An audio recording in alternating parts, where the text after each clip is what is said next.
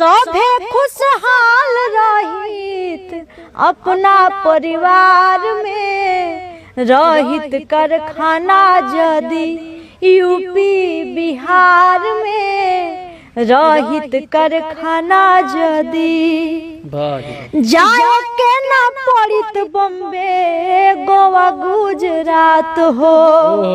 जदि सरकार सुन लेत हमर बात हो, जाए के ना पड़ित बम्बे गोवा गुजरात हो।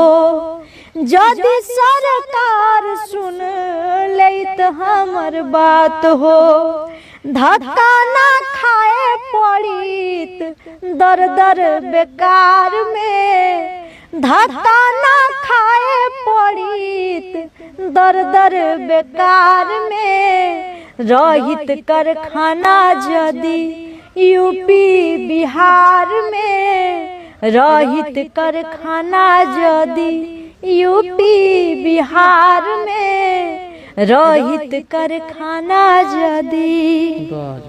लॉकडाउन गइल ऐसन दिनवा देखाई, सारा परदेसी लोग के दिहलस रुआई।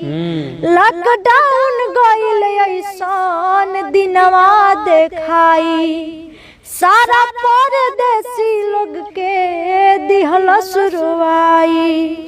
पूनम रविंदर कहे सोचा विचार में, पूनम रविंदर कहे सोचा विचार में, रहित कारखाना जदी यूपी बिहार में, सभे खुशहाल रहित अपना परिवार में, रहित कारखाना जदी यूपी बिहार में, रहित कारखाना जदी जाए के ना पड़ित बम्बे गोवा गुजरात हो।